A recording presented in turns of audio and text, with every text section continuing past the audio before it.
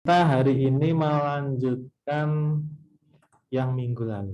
Kita minggu lalu sampai itu kan ya, sampai gambar Parkson ya. Parkson dulu sih. Ya, ini dia.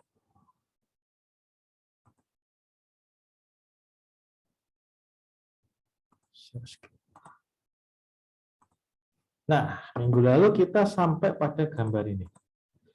Kita mencoba untuk melakukan penilaian atas Parkson Office yang ada di Bintaro Jaya. Sekitar mungkin 2 kiloan dari stand, dari kampus stand. Tidak jauh. Kita minggu lalu sampai kepada gambar ini, terus kemudian ada beberapa data yang terkait dengan Parkson. Seperti ini data-datanya, tidak semuanya laku, hanya 40% yang terisi, 60% yang terisi, 40%-nya kosong, terus kemudian ada macam-macam di sini, ada sewanya, ada segala macam lah ya, banyak di sini ya. Ada ini, terus kemudian ada juga ternyata yang terisi itu hanya 60%, yang bisa disewakan itu 84%, dan 15% itu terdiri atas biaya-biaya, jadi biaya operasional ya. Ini sebetulnya nanti hanya sekedar ini aja nih, ya, apa? Ini saya curang sebetulnya, kok 15% gampang banget ya, memang itu karena tidak ada datanya. Ini juga datanya saya ngawur, yang 84% sama 40% juga ngawur saja saya. Saya tidak ada informasi tentang itu gitu ya. Ini nanti seharusnya Anda peroleh dari pemilik properti seharusnya. Yang lettable space sama vacancy. Vacancy ini bisa Anda hitung dari ya, dari itu dari pemilik properti juga ketahuan. Anda juga bisa hitung dari kontrak sebetulnya. Ini vacancy. Outgoings bisa Anda hitung dari laporan keuangan. Kalau sebetulnya kan di sini saya bilang 15% dari gross income ya. Ini sebetulnya saya curang nih. Nanti realnya tidak seperti itu. Realnya nanti Anda harus ngitung beneran. Makanya kemarin itu waktu kita belajar masalah income sama biaya ya di minggu berapa itu ya, lupa ya, minggu berapa, minggu 3 itu. Di situ pentingnya lah. Kita nanti di situ harus mulai mengidentifikasi mana saja sih item-item biaya yang merupakan itu, yang basisnya itu memang betul-betul nempel di properti itu. Kemarin kita kasih contoh, kita yang sudah melihat contohnya antara lain adalah apa nih, misalkan PPH, nggak bisa, PPH itu bisnis, bukan properti, berarti nggak bisa.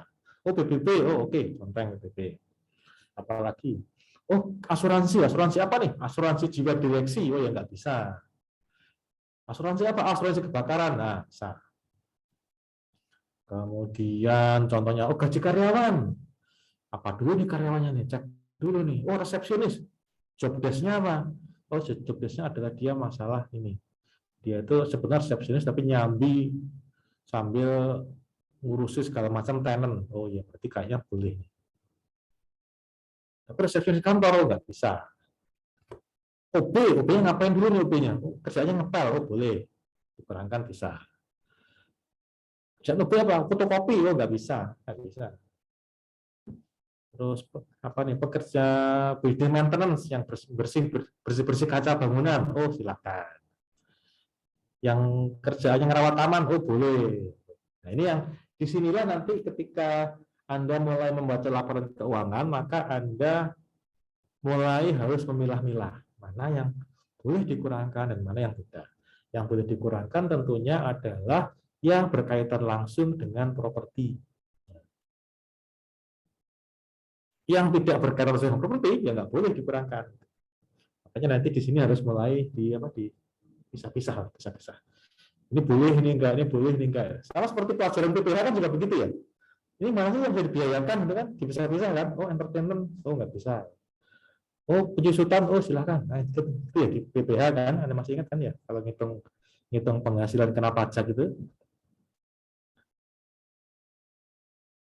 kita item mana sih yang bisa dibiayakan, yang deductible, mana sih yang tidak deductible, gitu kan harus kita cek dengan aturan di PPH kan, di undang-undangnya seperti apa kan bunyinya. Nah, ini juga sama, Anda nanti juga harus mulai mikir, oh ini nggak bisa dikurangkan, oh ini bisa, oh ini termasuk income, oh ini bukan itu. Nah, ini harus dilihat secara detail di laporan keuangan. Nah, kalau di sini saya buat sederhana saja bahwa income nantinya itu asalnya hanya dari sewa saja. Sewanya juga sewa yang sifatnya beraturan, yaitu sewa ruangan, sewa kantor yang 135.000 ini, yang ini. Nah, ini kan 135.000 ini. Yang income yang tidak beraturan tidak dimasukkan. Outgoing juga begitu, biaya-biaya juga seperti itu. Nah, ini adalah informasi yang sudah Anda kita lihat minggu yang lalu. Kalau ini kita terjemahkan ke dalam Excel, kira-kira ini kalau saya terjemahnya kira-kira begini nih. Oh, bukan yang ini. Ya, kira-kira seperti ini. Sudah terlihat di Excel-nya ya? Sudah, Pak. Ya. Ini belum tentu sama dengan punya Anda ya, belum tentu sama. Karena kalau Anda masih ingat mata pelajaran kalau yang dengan saya di anak kelas analisis pasar properti, tentunya masih ingat bahwa kalau ada 10 penilai menilai tanah di pojokan itu akan ada 10 macam nilai. Bahkan ada 11 macam nilai kalau ada satu penilai yang sok tahu gitu. Jadi nilai itu bisa bermacam-macam. Makanya ini nanti uniknya penilai di situ jangan terlalu kok di situ ada 10.000 kok saya nggak ada 10.000. Nah, ini jangan terlalu dipikirkan karena memang bisa beda-beda, dan itu wajar saja. Yang harus kita cermati adalah bukan kok angkanya, tapi yang kita cermati adalah prosesnya. Itu di situ uniknya penilaian itu di situ. Kalau dibilang ribetnya penilaian. Di sini saya mulai dengan penilaian dengan menggunakan pendekatan yang klasiko. Ini yang sederhana, bukan sederhana ya, yang pendekatan aslinya. Saya mulai dengan menghitung jumlah ruang yang bisa disewakan. Gross-nya adalah 12.000. Tadi di PowerPoint kita tahu bahwa tidak semua itu bisa disewakan. Hanya 84% yang disewakan, berarti yang 16% itu tidak bisa. Common room maksudnya. Jadi kayak lobby, terus kemudian lift, gitu-gitu kan tidak bisa disewakan tuh. Jadi ini termasuk ke dalam yang 84% itu. Ini total, ketika ada 12.000 luas bangunan, itu ternyata yang bisa disewakan cuma 10.000 aja. Nah, ini seperti ini sebetulnya bukan hanya Anda temukan di kantor atau di hotel itu ya, tapi juga Anda temukan di kayak klaster gitu juga seperti ini. Karena ketika Anda membuat klaster, maka kan tidak semua isinya rumah, Pak. Kan pasti ada satu bidang kecil yang dijadiin musola. Kan nggak mungkin disewakan, yang mau dijual kan musola. Kan pasti ada jalan lingkungan. Kan pasti ada jogging track. Kan pasti ada taman. Fasum-fasos itu pasti ada. Nah, fasum-fasos ini tidak mungkin dijual, Pak. Ya, yang seperti ini, ya, yang termasuk yang ini. Itu yang common room itu istilahnya kalau di apartemen atau di hotel atau di kantor namanya common room. Fasilitas yang kita pakai rame-rame. Nah, itu tidak bisa kita sewakan. Makanya ini nanti akan mengurangi potensi kita untuk memperoleh income. Nah, seperti itu. Nah, kalau di sini, ini nanti informasinya sebenarnya bisa Anda dapat dari pemilik properti ya, dari pemilik aksen atau dari pengelola aksen nanti akan Anda dapat yang bisa disewakan berapa sih? Nah, kemudian dari situ kita bisa menghitung karena kita 84% saja, berarti dari 12.000 itu yang bisa disewakan itu 10.000 kalau laku semuanya. Kalau laku semuanya. Ternyata nggak laku semuanya, yang laku itu hanya 60%-nya saja. Ini occupancy rate-nya. Jadi yang hanya laku hanya 60%-nya saja dengan sewa sebesar 135.000 per meter per bulan. Sekarang penilaian bagaimana? Ya, kita lihat saja nih. Dari 10.000 yang bisa disewakan, dikalikan dengan yang kosong, terisinya kan 60% ya, berarti kosongnya kan 40%. Berarti total yang tersewa, terhuni, dipakai orang, itu 6.000, yang 4.000 tidak dipakai orang. Itu walaupun tersewakan tapi kosong, walaupun bisa disewakan tapi nggak ada yang mau nyewa, kosong artinya. Kan nggak bisa dapat duit dari situ. Jadi ada kosong. Nah, per bulannya kita 135.000, makanya per tahunnya berarti 1,6 juta. Yang dipakai orang itu ada 6.000 kali 1,6 juta, berarti kita dapat pendapatan kosong. Itu income kosong kita, revenue kita, gross itu 9,8 miliar. Dikurangi dengan biaya 15% tadi ya, 15% outgoing tadi, biaya operasional, ketemulah bersihnya adalah 8,3. 8,3 miliar. 8,3 miliar dengan cap rate 9,9. Asalnya dari mana ya? Dari sini asalnya. Nah, dari sini asalnya. Ini kan kita bisa menghitung cap rate kita adalah 9,96 dari sini ya. 9,96. Nah, 10% lah kurang lebih ya. Maka kita ketemulah angka 83,6 dibulatkan ya sekian ini. Nah, kalau Anda perhatikan, ini kan sederhana saja. Kalau misalkan Anda masih ingat contoh Wonokairun kemarin itu ya.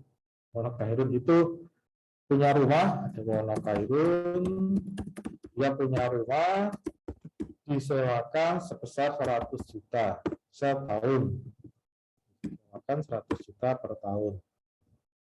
Terus nilainya berapa? Ya 10%. 10%. Nilainya berapa ya? Nah, ini dibagi 10%. 1 miliar. Ketemulah nilai rumah Wonokairun 1 miliar. Asumsinya adalah bahwa Wonokairun ini rumahnya itu laku terus 1 miliar, misal 1 miliar, 100 juta. Laku terus seperti itu, disewa orang selama-lamanya, sampai rumah itu kiamat gitu, sampai dunia ini hancur itu. Selama-lamanya 100 juta setiap tahun. Tidak turun, tidak naik, tidak nol ya, 100 terus. Ini juga sama, asumsi ini juga sama nih. Jadi kan ini sebetulnya kan kayak gini nih. Ini adalah sewa itu ya.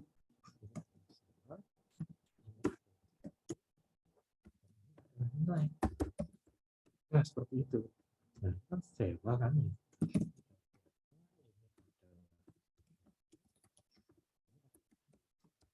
Sama ini, 3 ini komponennya. Yang lain-lainnya adalah sekedar pemanis saja nih sebenarnya. Ini merupakan ya pemanis lah gitu ya, untuk memperoleh angka ini sebetulnya. Nah, kalau begitu, kalau di sini kita bilang bahwa Wonokairun itu duitnya itu dapat terus dia 100 juta setiap tahun tanpa berhenti sampai kiamat dari rumahnya itu. Berarti ini saya juga bilang bahwa dari Paxson ini saya memperoleh 8,3 miliar setiap tahun sampai kiamat. Ada atau tidak ada yang nyewa, saya dapat 8,3 miliar. Itu asumsi dari Paxson. Apakah seperti itu? Ya tentu saja tidak. Ini makanya yang membuat kemarin itu kita memperkenalkan istilah yang namanya term and reversion. Nah, ini kan dia istilahnya adalah apa?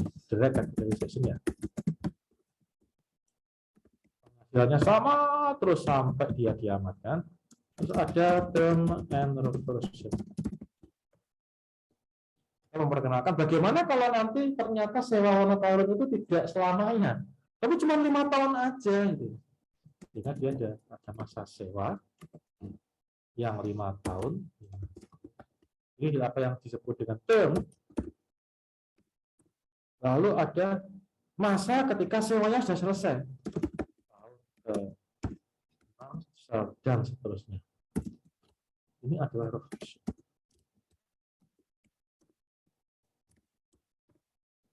Ini adalah reversion. Jadi dia itu ada orang nyewa rumah sampai dengan tahun ke-5 saja. 5 tahun saja. Setelah itu dia stop, nggak nyewa lagi. Nah, rumahnya balik ke warna Kairut. Namanya adalah reversion. Nah, seperti itu. Jadi, eh, di sini kita mulai melangkah ke yang lebih skenario yang lebih realistis.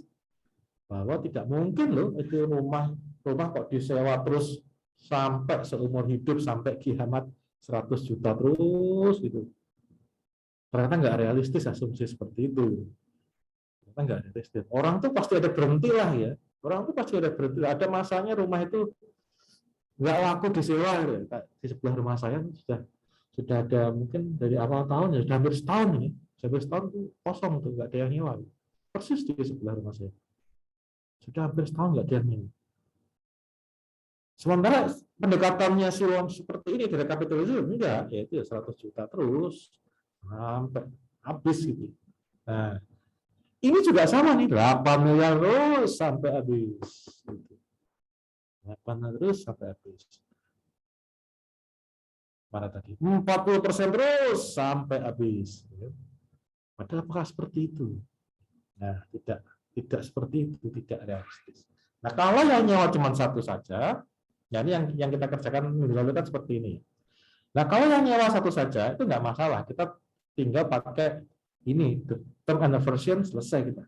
Nah, nyewa satu saja seperti yang dikerjakan oleh ini untuk rumah monokairut ya satu saja selesai kita. Permasalahannya adalah kayak hotel, terus kantor, terus apartemen. Itu kan tidak seperti itu. Paksen ini saya yakin ketika dia masih belum dijual, itu yang tinggal di situ itu kayak tinggal yang kerja di situ tidak hanya satu tenant aja, pasti banyak tenantnya. Kalau ada main ke Bintaro Plaza, mungkin masih ingat ya Bintaro Plaza seperti apa. Ada main ke Bintaro Plaza, di situ ada 21, di situ ada Gramedia, di situ ada Matahari nggak sih? Ada tenan-tenan macam-macam, ada toko makanan, ada toko elektronik, ada Pizza Hut, banyak banget. Semua itu nyewa ke Bintaro Jaya. Apakah semuanya itu mempunyai masa kontrak yang sama? Pastinya tidak. Apakah semuanya itu mempunyai luas yang disewakan itu sama, yang disewa itu sama, yang dipakai itu sama? Pastinya tidak. Pastinya tidak. Jadi pasti berbeda-beda. Makanya asumsi bahwa dia akan dapat terus sebesar 8,3 miliar selamanya, itu jadi tidak masuk akal. Karena barangkali dia Pizza Hut itu 2 tahun yang lalu dia mulai nyewa. Dan tahun depan dia sudah mulai expired. Perpanjang lagi apa enggak? Enggak tahu kita ya. Mungkin Gramedia dia nyewa sudah jadi 10 tahun yang lalu. Kontraknya habis 2 tahun lagi diperpanjang lagi apa enggak? Ya enggak tahu. Tergantung nanti. Gramedia sekarang megap soalnya. Dapat informasi dari salah satu teman bahwa sekarang Gramedia itu membatasi penerbitan buku kelompoknya Gramedia karena stok di gudang masih banyak gara-gara COVID. Stok di gudang masih banyak stok. Apakah dia akan memperpanjang kontrak di Bintaro Plaza? Ya nggak tahu. Belum diperpanjang. Sehingga apa nih? Sehingga jumlah tenant itu selalu akan berubah-ubah setiap tahun. Kalau jumlah tenannya berubah, ya tentunya dia akan cash-nya juga akan berubah-ubah kan? Saya tidak tahu, tidak yakin. Mungkin manajemen Bintaro Jaya dia nego dengan Gramedia, kamu tak kasih diskon deh. Tapi kamu syaratnya nyewanya agak lama loh ya. Oke. Mungkin seperti itu sehingga tarif per meter persegi Gramedia dia bisa beda dengan per meter persegi punyanya Gang Kelinci misalnya. Bisa beda karena negonya Gang Kelinci dia hanya bisa nyewa 3 tahun, Gramedia bisa sanggup nyewa 10 tahun. Sehingga dikasih diskon sama manajemen pengelola Bintaro Plaza. Bisa jadi seperti itu. Sehingga dari tahun ke tahun itu kelihatannya kok kalau kita bilang sama terus sampai kiamat, kayaknya sih kok enggak deh. Sehingga asumsi ini kan tidak masuk akal kan kemarin. Kalau itu nggak masuk akal, ya ini juga sama-sama nggak masuk akalnya ini, ya kayak gini nih. Ini kan sama ini kan, sama-sama nggak masuk akalnya berarti. Ya nggak bisa, sama-sama nggak masuk akalnya. Oleh karenanya, ya nggak bisa dong kalau pakai cara ini. Harus pakai cara baru. Kalau tenannya cuma satu saja, kita pakai term and version. Kalau tenannya banyak, akan ribet sendiri kita kalau menggunakan term and version. Karena setiap orang akan punya term and version sendiri-sendiri.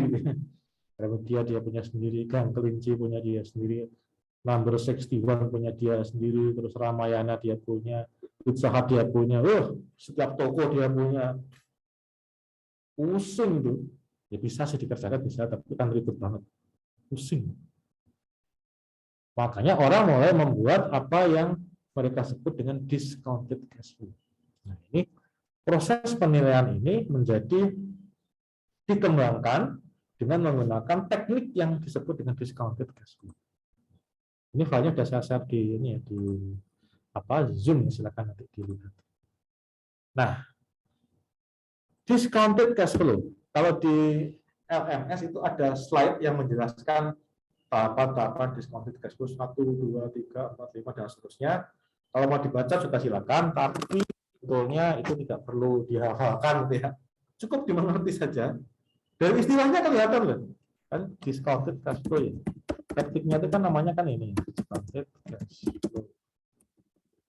Terdiri atas dua hal sebetulnya. Yang pertama adalah cash flow-nya. Cash flow. Dan cash flow ini didiskon. Ada cash flow yang melalui proses discounting. Cash flow ini kan berarti maksudnya adalah net ya.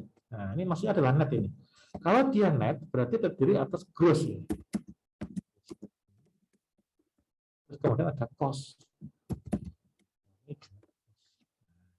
Begitu ya.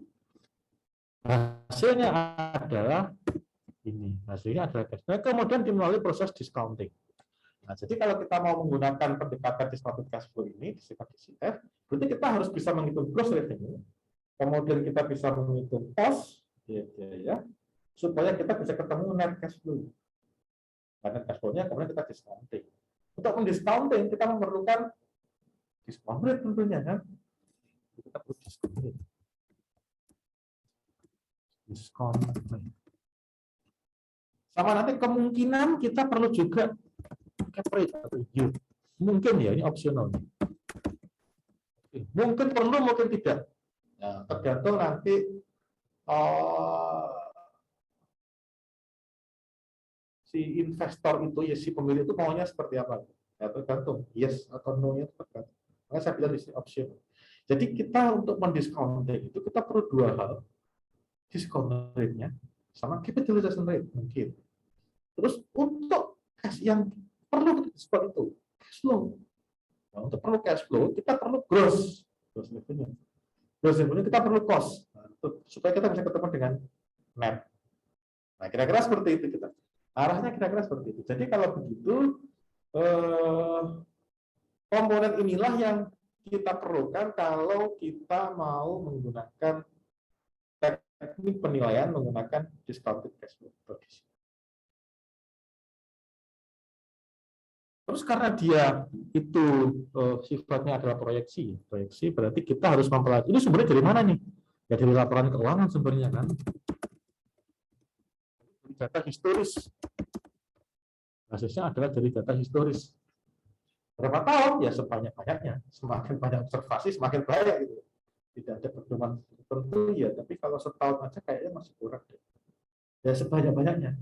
Semakin banyak semakin.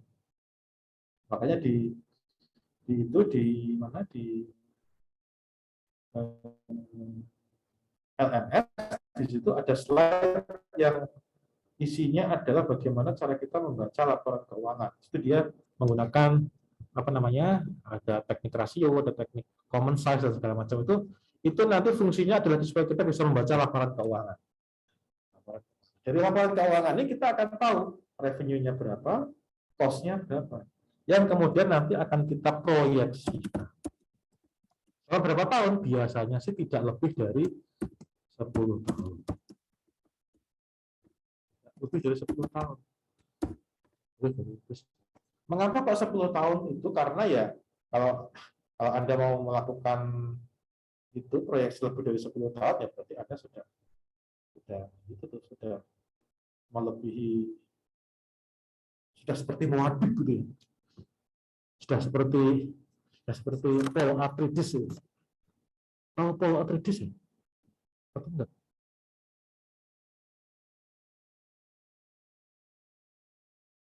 Enggak tahu. Enggak, Pak. Tuh, Paul Atreides nggak ngerti ya. Visert Haderach tahu nggak?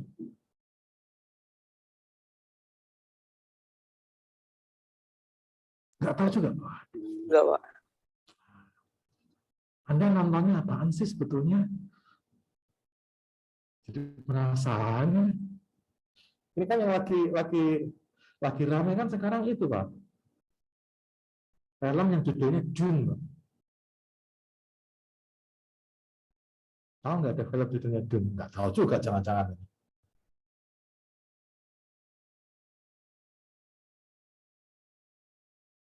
Waduh, bagaimana?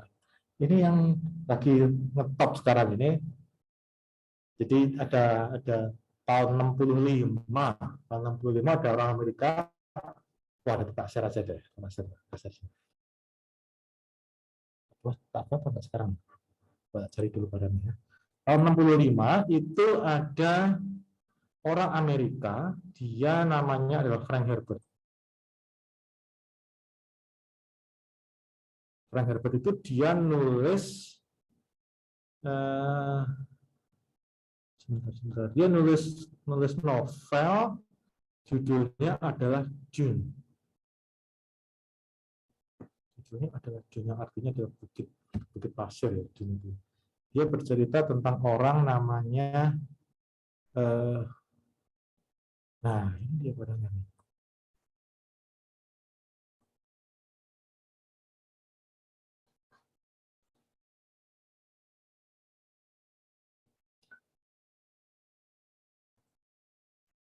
Dia itu saya nggak bisa buat zoom ya.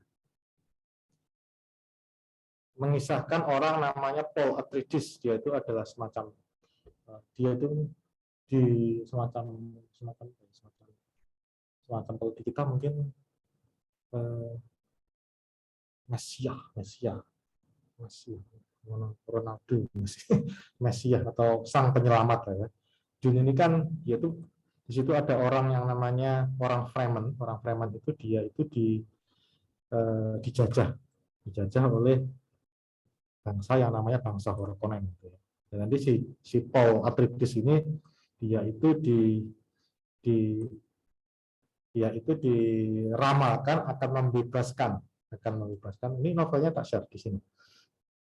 Diramalkan dia akan membebaskan si orang Fremen itu.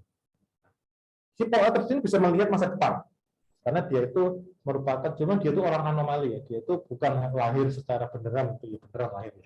Tapi itu kelahiran dia itu direkayasa oleh suatu sekte namanya Bene Gesserit untuk memperoleh satu manusia unggul. Jadi itu hasil kelahiran si Paul ini direkayasa supaya nanti ketemulah. Jadi dia melalui proses dalam tanda kutip perkawinan silang. Jadi dia direkayasa dia. Si A kawin sama si B kawin sama si C kawin sama si D gitu. Sampai dihitung gitu sampai pada percobaan ke 10.000 ketemulah si orang namanya si Paul Atreides ini yang ketika dia lahir nanti akan mempunyai kemampuan meramalkan masa depan dan segala macam kesaktian yang luar biasa gitu. Nah, harapannya nanti itu orang itu akan bisa dikontrol oleh Bene Gesserit sehingga dia bisa menguasai kekaisaran empire, kekaisaran itu. Tapi ya itulah. Nanti lihat filmnya lah, wah ini masa atau baca novelnya ya. Ada filmnya bos, itu sudah berkali-kali difilmkan, tapi yang paling keren kan yang terakhir ini versinya Denis Villeneuve ini paling keren. Nah kalau kita sudah berani membuat proyeksi di atas 10 tahun, kita tuh seperti Paul Atreides itu. Kita sudah bisa melihat masa depan, meramalkan apa yang akan terjadi kepada saya, pada diri saya dan keluarga saya 10-20 tahun lagi. Si protagonis tidak tahu apa yang akan terjadi kepada dia. Dia itu tahu kalau dia itu adalah pahlawan, tidak tahu itu. Nah itu dan kita kan bukan seperti itu. Jadi kalau kita sudah membawa proyeksi di atas 10 tahun, nah berarti kita itu sudah sok tahu namanya, gitu. Soto ini namanya. Makanya kemarin ketika kita menghitung diskon, itu kan 10 tahun sudah kan, untuk risk free-nya itu. Tidak boleh lebih dari itu, ya boleh sih, tapi nanti hasil Anda akan berantakan. Karena kita memang membatasi proyeksi kita itu tidak lebih dari 10 tahun. Paling banyak itu 10 tahun. Nah itu yang harus kita perhatikan pertama kali ketika Anda menyusun DCF. Apakah harus 10 tahun, Pak? Ya tentunya tidak. Tentunya tidak. Tidak harus 10 tahun. Kalau cuma 5 tahun itu juga boleh. Nah, kalau proyeknya cuma berlangsung 5 tahun, masa kita bikin proyek 10 tahun? Misalkan Anda membangun klaster, bikin klaster ya, isinya adalah 20 rumah gitu. Anda perkirakan itu akan terjual semua dalam waktu 3 tahun. Jadi DCF-nya 3 tahun, nggak perlu bikin DCF 10 tahun, ya ngapain kan? Ngapain dong 3 tahun sudah selesai proyeknya gitu. Ya cukup 3 tahun saja. Anda mau nilai kos-kosan itu dipegang oleh seorang investor, terus dia bilang ini mau tak pegang selama 8 tahun, nanti habis itu tak jual. Ya masa Anda mau bikin proyeksi 10 tahun, ya enggak, berhenti di 8 tahun proyeksinya. Nah, makanya ini angka 10 tahun ini harus dilihat sebagai batas paling atas. Kurang dari atau sama dengan 10 tahun itu bisa. Tapi lebih dari itu hukumnya adalah makruh. Nah, dijalankan boleh, tapi kalau tidak dijalankan dia berdosa. Dijalankan berpahala, tidak dipakai berpahala. Itu kira-kira seperti itu. Mengapa kok 10 tahun? Jadi di atas itu sudah terlalu percaya diri atas kemampuan Anda. Karena kita bukan Paul Atreides, ya nggak bisa kita melakukan proyeksi di atas 10 tahun. Nah itu. Nah ini kita basisnya adalah historical, data historis. Data apa yang dipercaya historis? Ya data laporan keuangan, Pak. Sama seperti ini ya. Anda ketika menghitung ini, menghitung apa namanya, biaya ini, basisnya adalah dari laporan keuangan. Terus diproyeksikan sampai ke 10 tahun ke depan. Bagaimana cara melakukan proyeksi? Banyak caranya. Kalau di slides itu di situ disampaikan Anda menggunakan rasio laporan keuangan, Anda menggunakan common size dan segala macam yang sudah Anda pelajari ketika Anda mempelajari manajemen keuangan 1. Makanya tidak saya ulang-ulang lagi. Pak. Silakan nanti Anda ingat-ingat lagi di manajemen keuangan 1, di situ ada pelajaran menghitung rasio keuangan, terus ada pelajaran menghitung vertikal horizontal gitu ya, common size lah. Nah di situ. Nah ini bisa dipakai untuk supaya Anda tahu kira-kira nanti sebetulnya saya itu tahun depan kondisi properti saya kayak apa sih. Nah supaya kira-kira seperti itu. Supaya kita bisa mengetahui tahun depan itu kira-kira nanti properti saya gimana sih hasilnya. Dibandingkan dengan industri gimana sih. Nah itu. Apakah tetap seperti sekarang ini atau berubah atau gimana? Itu cara satu. Ada juga orang yang melakukan proyeksi dengan menggunakan ilmu statistika. Kalau Anda ingat pelajaran statistika, maka di situ seharusnya Anda akan ketemu yang namanya adalah time series. Akan ketemu pelajaran namanya time series. Cara yang paling sederhana dalam time series adalah yang disebut dengan seasonal decomposition. Di mana data itu dipecah-pecah, di breakdown gitu ya, menjadi beberapa bagian. Ada yang namanya trend, ada yang namanya cyclical, positional, ada yang namanya random effect atau random itu yang ngacak. Satu lagi lupa apa saya. Ada 4 Pak dia komponen itu saya lupa, nanti dicari deh. Nah ini semua basisnya adalah data historis. Data historis di laporan keuangan. Makanya Anda harus Anda diperkenalkan mata kuliah statistika supaya Anda bisa mengenal teknik time series, supaya Anda bisa melakukan proyeksi. Ya paling gampang kan ngitung tren ya, paling gampang ya. Ini kan kayak seperti ini kan, Y sama dengan A plus BE gitu ya. Ini yang paling mudah kan pakai ini.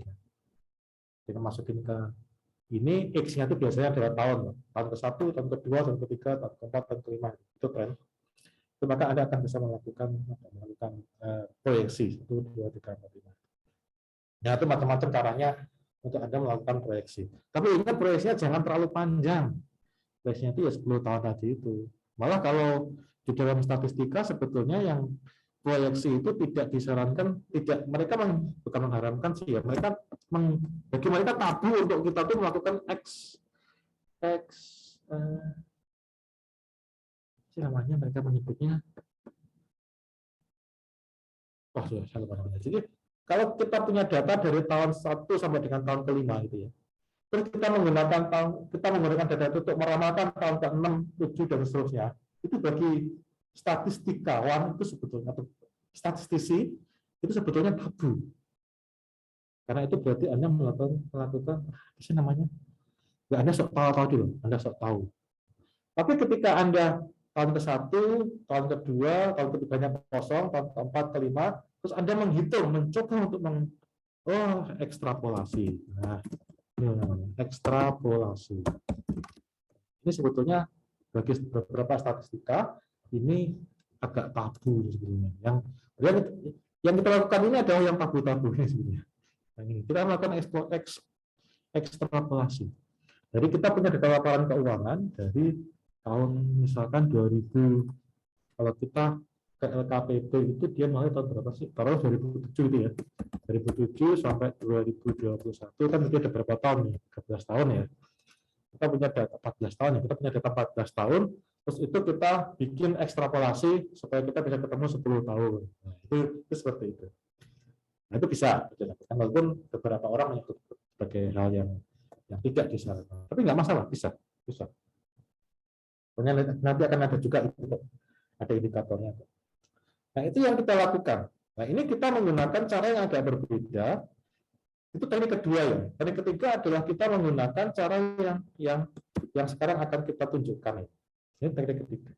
Nanti apapun teknik yang Anda pakai itu terserah, nggak masalah. Yang penting Anda tahu asbabun nuzul atau Anda memahami filosofi dari teknik itu. Caranya bagaimanapun itu monggo aja, nggak masalah.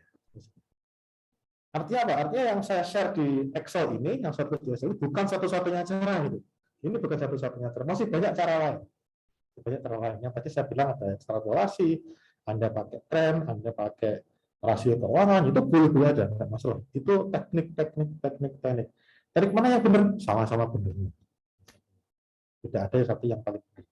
Seperti ditanya, agama apa yang paling benar ya? Semua orang kan bilang agama saya yang paling benar. Karena mereka punya argumen mereka sendiri-sendiri. Orang yang tidak punya agama kan bilang, orang ateis ya, mereka nggak bilang apaan itu agama, kan bilang begitu. Jadi mereka semuanya adalah benar menurut versi mereka sendiri-sendiri, jadi nggak masalah. Ini juga begitu, mana yang benar Pak? Apakah rasio keuangan, apakah pakai statistika, atau pakai cara mana? Ya semuanya benar. Yang penting Anda memahami filosofi. Ada apa di balik teknik itu? Itu yang ingin saya sampaikan. Jadi Excel ini bukan satu-satunya cara, tapi salah satu cara. Anda pakai cara lain silakan. Nah, tadi discounted cash flow. Discounted cash flow. Berarti Anda perlu cash flow yang ini terdiri atas.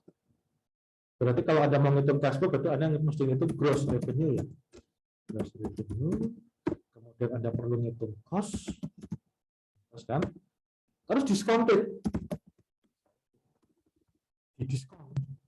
Discounted ini berarti Anda, karena discounted, proses discounting berarti Anda memerlukan discount rate.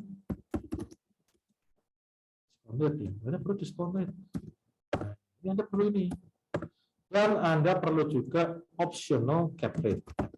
Kenapa saya bilang optional? Karena tidak semua DCF itu membutuhkan cap rate. Tidak semua, ada yang tidak membutuhkan. Ada yang membutuhkan, nah, makanya tidak semuanya, makanya saya bilang ini opsional. Ini opsional. Karena mungkin perlu, mungkin tidak. Nah, ini seperti ini. Jadi ini yang kita perlukan. Nah, kita dulu dari yang paling atas kali ya, paling gampang ya.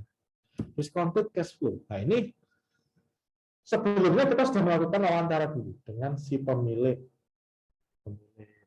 properti ya, yang function dalam ini ya. Kita sudah bicarakan dengan manajemen function, terus kita tanyakan kepada manajemen function ini. Apakah Anda akan megang function selamanya? Terus dia bilang, tidak. Function ini adalah salah satu investasi kami. Nah, kalau Anda masih ingat di APP, analisis pasar, kan ada itu kan. Properti itu bisa kita lihat sebagai salah satu anggota portofolio investasi. Nah, Paksen bilang kepada Anda, enggak Pak, ini Paksen ini ada salah satu investasi kita. Bukan satu-satunya, tapi salah satu. Kita tidak akan selamanya pegang Paksen. Kita nanti paling pegang sampai 10 tahun, setelah itu bakal kita jual Pak Paksen. Oh, oke. Berarti kita sendiri dapat jawaban. Oh, berarti kalau begitu periode proyeksi kita ada 10 tahun. Dan di akhir periode dia bilang akan tak jual Pak. Berarti nanti kita memerlukan akan ketemu dengan angka yang isinya adalah kalau vaksin dijual aku berapa. Pada tahun ke-10. Pada tahun ke-10. Oh, kalau begitu berarti saya memerlukan cap rate karena dia bilang bahwa ini akan tak jual Pak, di periode ke-10. Setelah 10 tahun akan tak jual. Jadi kita perlu cap rate. Belum itu cap rate. Kalau kita kembali kepada ini, kita kembali kepada ini. Terus bagaimana cara ngitung cap rate kan? Nah, ini kan kemarin kan kita memperkenalkan ada berbagai macam metode, ya untuk menghitung cap rate. Hari ini kita akan mencoba untuk menggunakan yang tak warnain ini untuk melihat cap rate. Untuk melihat cap rate. Ini sudah Anda lihat, sudah kita sampaikan minggu lalu, ya kira-kira seperti inilah ya. Kita akan bergerak menggunakan pendekatan teknik yang WACC, yang build up itu. Kita mulai dari risk free sebesar 6,2%. Ini kan asalnya dari itu ya, dari obligasi negara yang 10 tahun. Nah, ini kan jadi kelihatan penampilannya kan ya. Obligasi negara kita pilih 10 tahun. Di sini DCF ini juga 10 tahun kita di sini. Inilah benang-benangnya, Pak. Kenapa kok 10 tahun? Alasannya ada di sini. Jadi kalau Anda pilih di sini 20 tahun, ya ini di sini Anda pilih 20 tahun, ya kayaknya kok kurang pas. Dalam proyeksinya aja cuma 10 tahun, kok Anda pilih 20 tahun. Nah, itu rasanya. Tapi kalau ini proyeksinya cuma 5 tahun, ya kayaknya ada sih obligasi yang 5 tahun. Bisa Anda pilih itu, obligasi 5 tahun. Bisa. Nah, ini yang menjadi titik awal kita. Oke, kita pilih yang 10 tahun. Nih. Terus kemudian ini kan risk free ya. Berarti kita harus tambahin risiko. Kita tambahin premium karena dia berani menanggung risiko dengan cara invest di vaksin, dengan cara membeli vaksin. Apa aja risikonya ya kayak ini yang kemarin saya lihat ya. Ada jenis properti komersial, ada lokasi dan segala macam. Basis poin ini kan. Ini semuanya adalah kita untuk memberikan reward bagi dia karena dia itu sudah berani menanggung risiko yang 6,2%. Sehingga kita sampai kepada equity, kita sampai kepada ketemulah kita angka 15,7%. Ini equity kita. Asalnya dari ini ya ditambah dengan ini gitu ya. Ini bangunannya ketemu equity. Wah, ini di sini.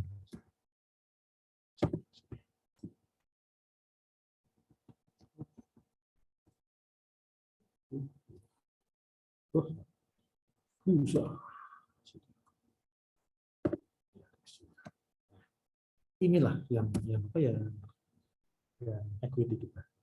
Bobotnya 20% karena kita ngitungnya di sini kita untuk equity kita modal sendiri kita cuma 20%, sisanya adalah pinjaman yang KPR. Kita pakai cara ini. Jadi data pembanding kita tahunya seperti itu, atau kita juga bisa wawancara, kita tahu bobotnya, wawancara dengan si pemiliknya. Ketika financing Anda itu bobotnya seperti apa, atau pakai data pembanding juga bisa. Karena di sini ekuitas kita adalah 20% bobotnya dengan return sebesar 15,7, maka porsi return untuk ekuitas adalah 3,14. KPR, bunga KPR adalah 10%, bobotnya 80%, ketemu 8. Sementara kita ambil 11,18%. Kita ambil dulu nih sementara. Kita catat dulu angkanya adalah 11,18. Berarti kita ketemu 2, sudah ketemu 2 kita.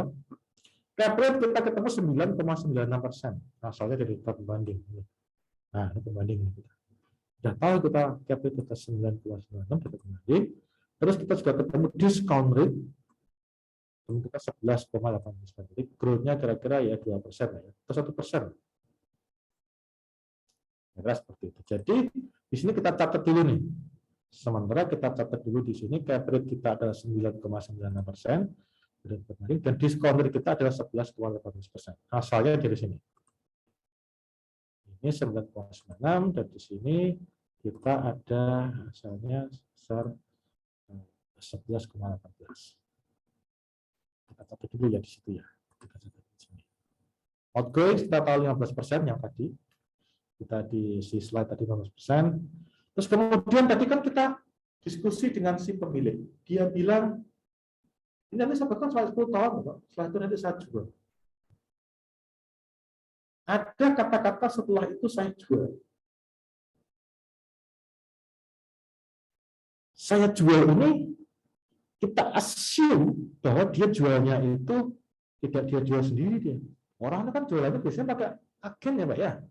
Pakai agen, masa seluas ukuran properti segede Paksen mau dijual sendiri kan nggak mungkin. Nggak mungkin, kemungkinan kecil kalau kayak itu jual sendiri itu kemungkinannya kecil sekali. Jadi dia pakai agen, pasti pakai agen. Dia minta tolong broker untuk jualin Paksen itu. Lah broker kan nggak gratis mah, bayar, broker bayar. Berapa fee-nya? Ya 0,5%. Di sini kita minta 0,5%. Jadi ini kita tanya ini. Kita tanya tarif broker itu berapa sih? Oh 0,5%. Jadi juga hasilnya adalah angkanya ini nanti artinya kita akan memberikan 0,5% ongkos kepada broker. Ini nanti artinya kalau nanti 10 tahun ke depan Paksen saya jual lewat broker, ya kita ngasih fee ke broker itu 0,5%. Artinya apa? Uang yang kita terima dari penjualan Paksen itu akan berkurang 0,5% karena diambil oleh broker. Ini yang kita pegang dulu. Satu kita pegang. Jadi kita punya beberapa hal ini. Terus kita juga masih ingat bahwa kita itu nanti kalau ngitung kan pasti tadi kan nggak semua laku. 84% yang bisa kita sewakan. Tidak semua laku. Yang laku berapa? 40% ya tadi. 60% yang laku. 40% itu tidak kosongnya 40%. Tapi apakah iya? Anda saya minta untuk mengingat-ingat lagi pelajaran semester lalu. Analisis pasar properti. Di situ kita belajar 6 steps. 6 steps, 6 langkah. Yang pertama, langkah pertama kita mencoba untuk melihat productivity analysis. Kita ingat-ingat lagi feature apa sih yang diinginkan orang itu dari properti yang sedang kita nilai ini. Satu. Terus yang kedua, kita mencoba untuk menganalisis segmen pasar. Ini mau saya jual kemana ini? Berapa radius kilometer dari tempat properti ini? Di daerah mana? Jakarta Utara kah? Tangerang kah? Jabodetabek kah? Atau seluruh Indonesia? Atau seluruh dunia jangan-jangan? Yang ketiga, kita bisa menghitung demand. Berarti kita mikirkan, kalau ini saya jual, yang mau nyewa, yang mau beli ini siapa? Kalau ini saya sewakan, yang mau ngontrak di sini ini siapa? Jadi kita membicarakan profil atau selera orang, seperti wants. Kita membicarakan kebutuhan orang, seperti needs.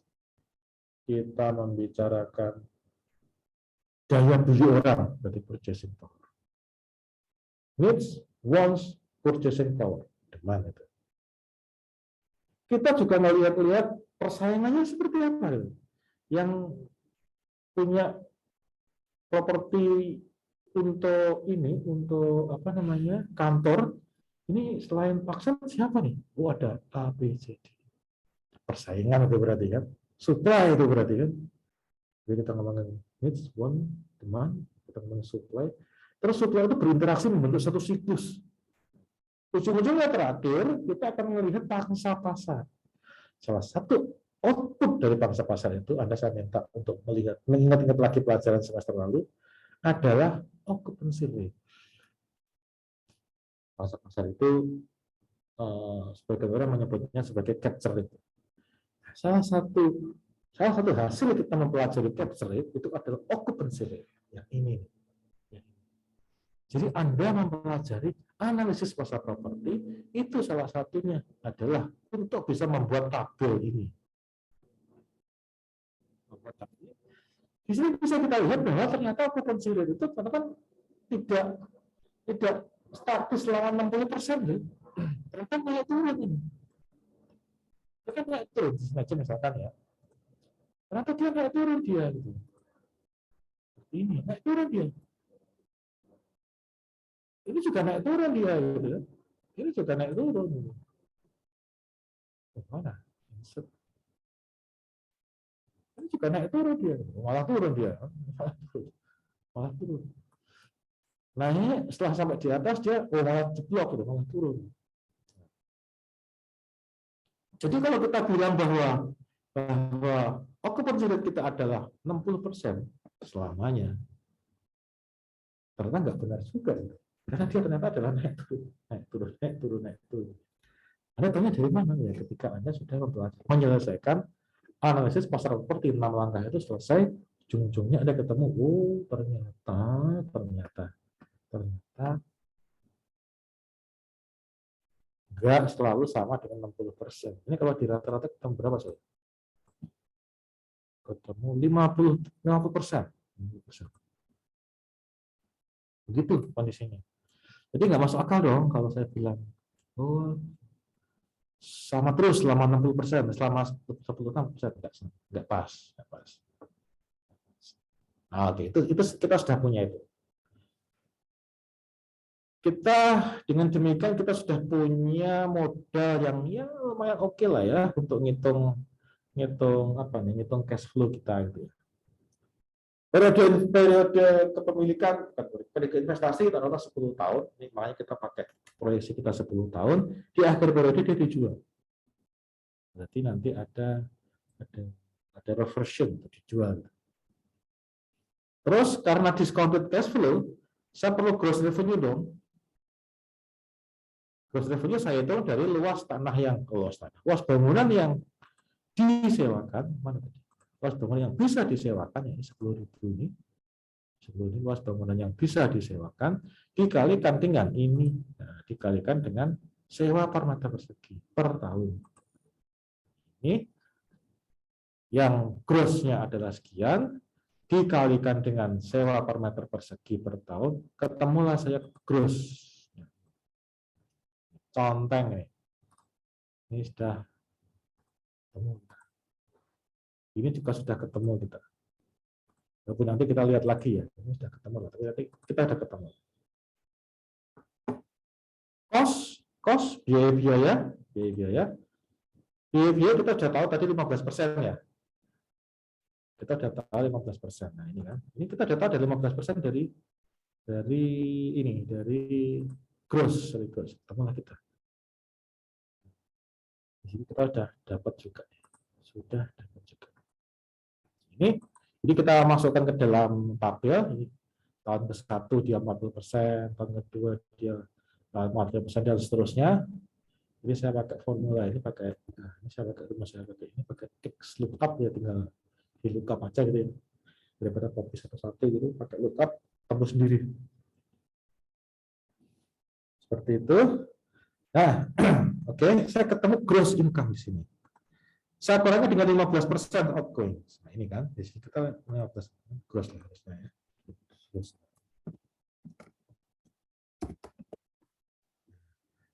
Saya ketemu outgoing. Outgoing ini ya kayak gaji karyawan, yang tadi saya bilang ya, asuransi dan segala macam lah.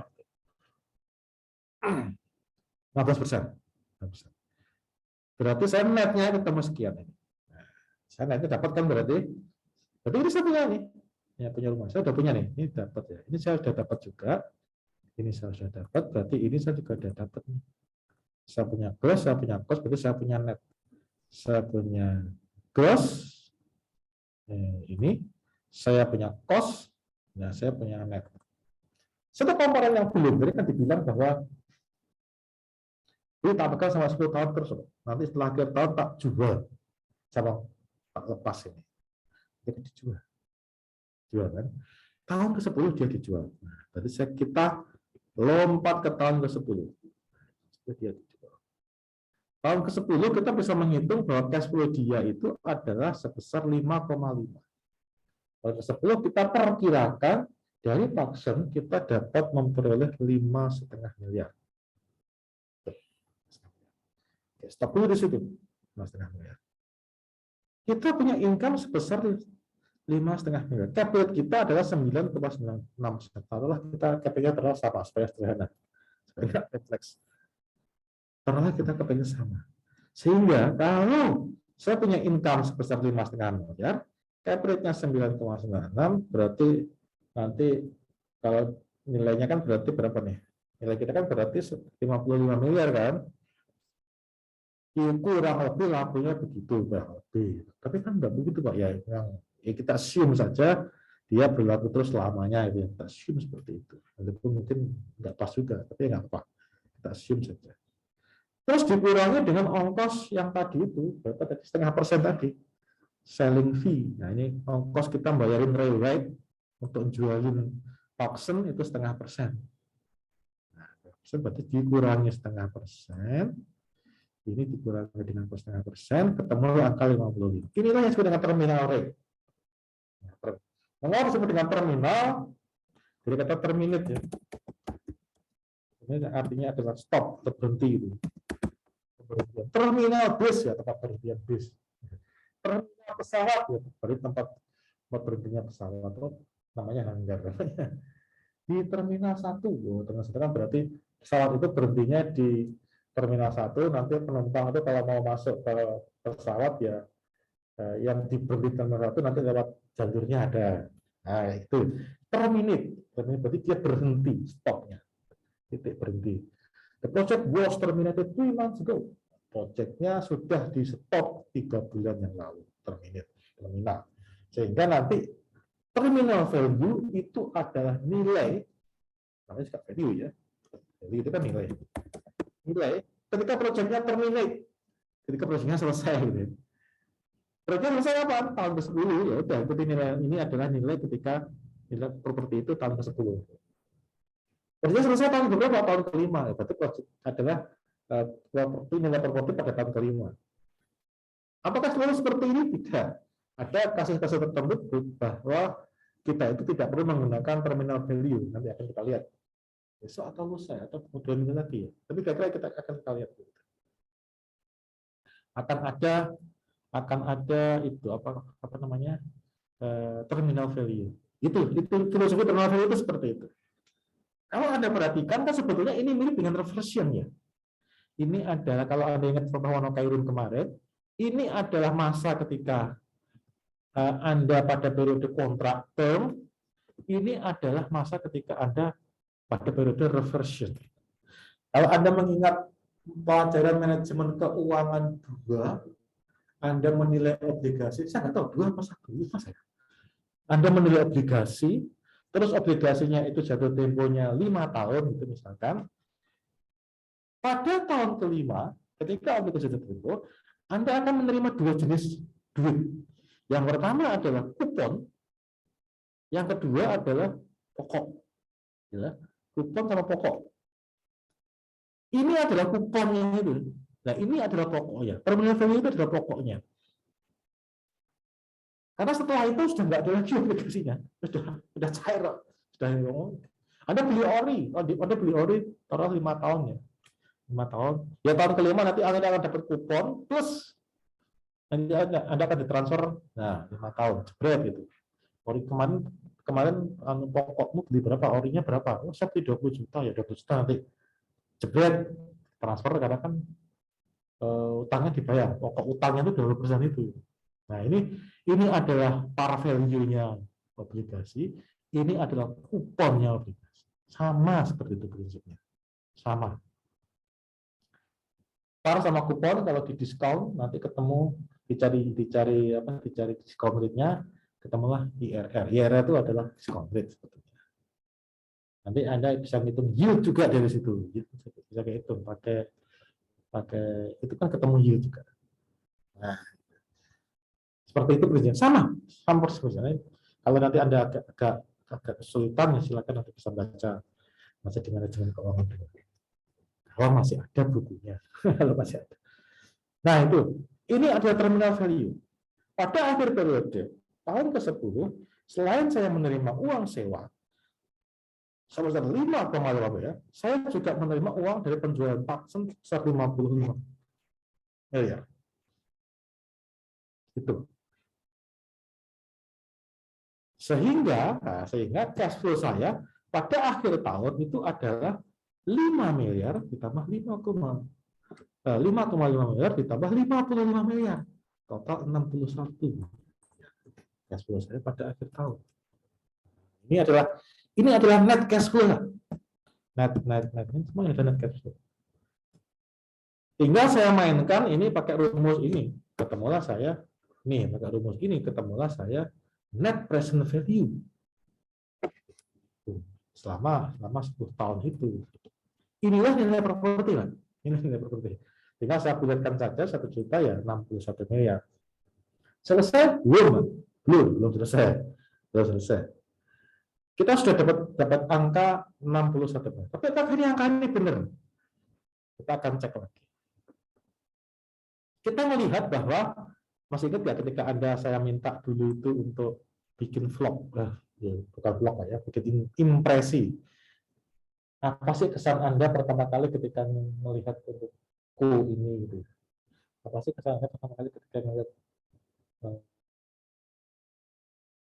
rumah kontrakan ini? Terus Anda kemudian, ini kalau nanti yang beli adalah orang kayak gini, yang nginep di sini adalah orang yang seperti ini, yang kerja di sini adalah seperti ini. Dan Anda sampai pada kesimpulan ketika kita melihat Parkson waktu itu, Anda sampai pada kesimpulan bahwa ini kantor nggak pas, Pak. Mengapa? Kanan kirinya itu residensial. Nah, berarti gimana nih? Bangunannya sudah oke. Saya yakin fasilitasnya oke banget. Tapi lokasinya ini nggak pas. Lokasinya ini kok nggak pas karena residensial itu. Itu untuk lokasi. Akibatnya apa? Nggak laku. Nah, berarti kan kita main di sini nih. Nah, kita main di sini. Definisi nggak laku ini berarti occupancy rate-nya rendah. Lokasi yang dia ada di kanan kirinya ini adalah kawasan pemukiman, membuat occupancy rate untuk Parkson jadi rendah. Nah, kita hitung di sini kan, 40%, 45%, dan seterusnya. Variasinya tuh kelihatan rendah dia. Satu. Tapi di sisi lain, ketika kita menghitung ini, Pak, menghitung discount rate, di sini kita kasih adjustment sebesar lokasi 200 basis point, alias 2%. Artinya apa? Artinya orang itu, pemilik Parkson, dia itu berhadapan dapat risiko yang lebih tinggi gara-gara lokasi Parkson yang ada di kawasan residensial. Sementara di sisi lain kita menghitung occupancy rate juga mempertimbangkan ini juga bakal rendah karena ini ada di kawasan residensial. Yang terjadi apa? Double counting, Pak. Double counting yang terjadi. Yang pertama, yang namanya risiko lokasi sudah kita masukkan dalam pertimbangan occupancy rate. Tapi ketika kita menghitung WACC untuk diskon, kita masukin lagi pertimbangan lokasi. double counting. Tidak boleh ini Pak, harus salah satu saja. Anda pilih discount rate atau pilih occupancy rate, salah satu, jangan dua-duanya. Saya perlukan pilih discount rate saja. Baik, saya perlukan pilih occupancy rate saja. Discount rate berarti adjustment untuk lokasi saya buang. Jenis kantor juga sama, jenis properti juga sama. Kantor yang berdiri di residensial, lokasinya nggak pas, masuk ke dalam komponen occupancy rate, berarti ini harus dibuang juga. Yang lain kayaknya sih enggak, oke lah, sudah oke yang lain ya. Jadi kemungkinan unsur lokasi sama jenis properti ini yang kemungkinan harus kita buang supaya tidak double counting dengan hitung-hitungan occupancy rate kita. Makanya ini kita adjust di sini supaya tidak ada double counting, sehingga diskon rate kita tidak lagi berapa tadi? Tidak lagi 11,8%, tapi menjadi 10,58%. 10,8%. Jadi kita kembali kepada sini, hitung-hitungan DCF ini, diskon rate kita menjadi 10,58%. Dengan demikian,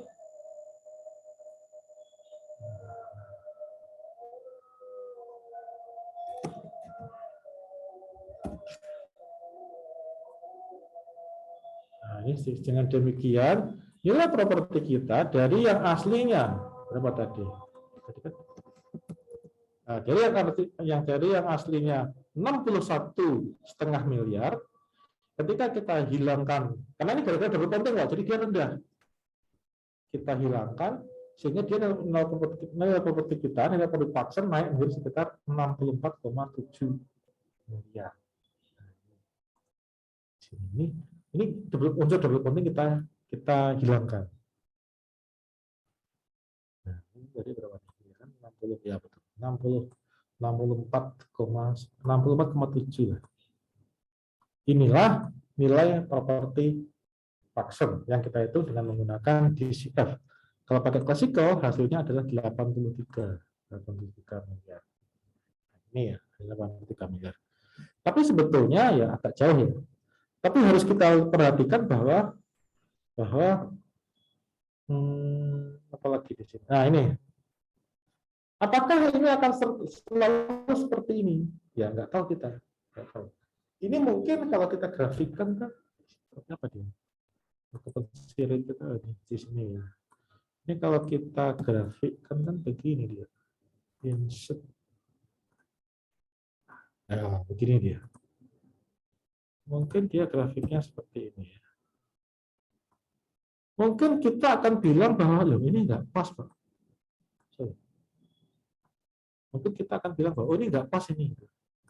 Nggak seperti ini yang betul. Yang betul kenyataannya realnya adalah ketika sekarang ini dia tinggi loh, Pak. Berapa tinggi? 70%. Ini dia 70%. Tapi ketika melihat pasar properti bahwa dia ternyata banyak di situ perumahan, kayaknya makin lama akan menurun nih Pak. Mulai dari 67%, nurunnya mungkin jadi 59%, di sini mungkin jadi 55%, di sini 50% gitu ya. Di sini masih 50% gitu. Tapi di sini mulai naik 67 gitu. Mungkin dia jadi murah sehingga orang mau nyewa, jangan bulan nyewa 1,6 juta doang, yang lain sudah 10 juta di sini masih ke situ aja gitu. Naik jadi 66%. Ini mungkin jadi ya mungkin 60%, mungkin seperti ini. Jadi kapal udah gini, udah lumping ini.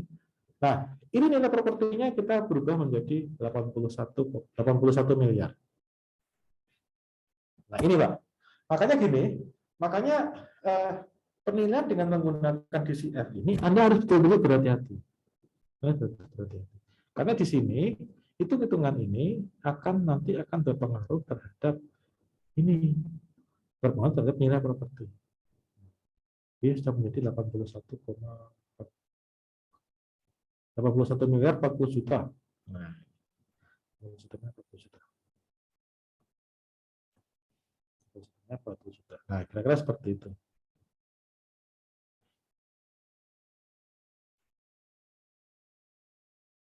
Terminal value, tadi saya bilang belum tentu ada.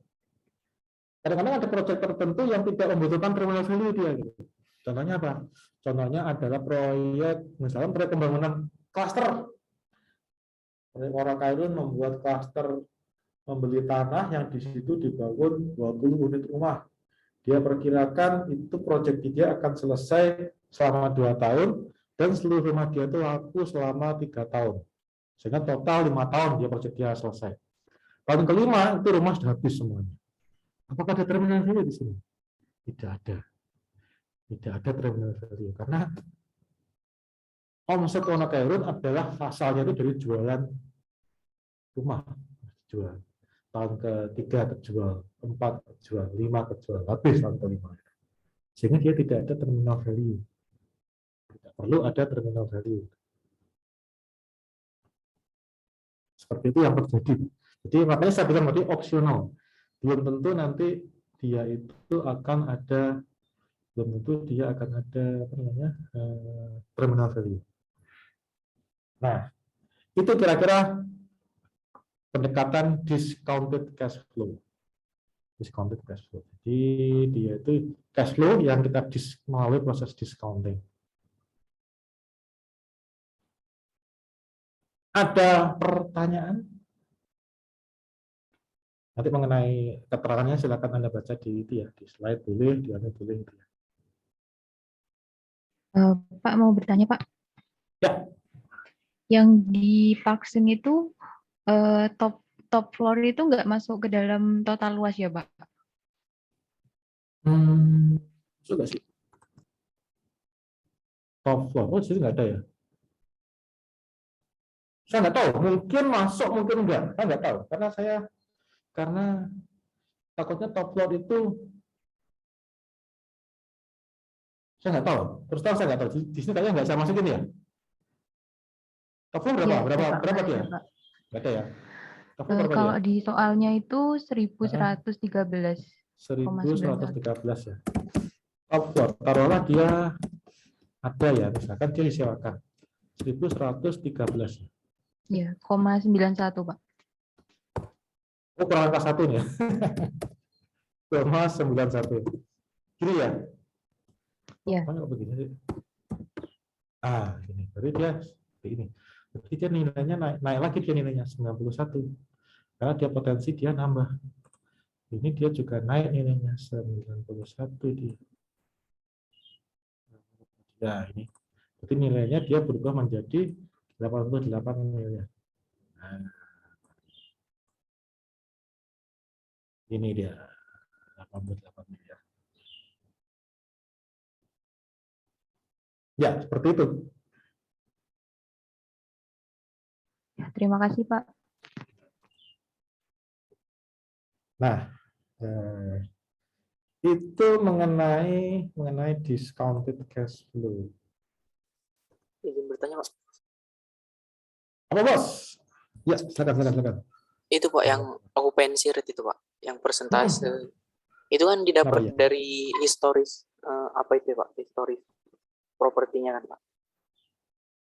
Dilihat dari tren historisnya Pak. Ada dua alternatif.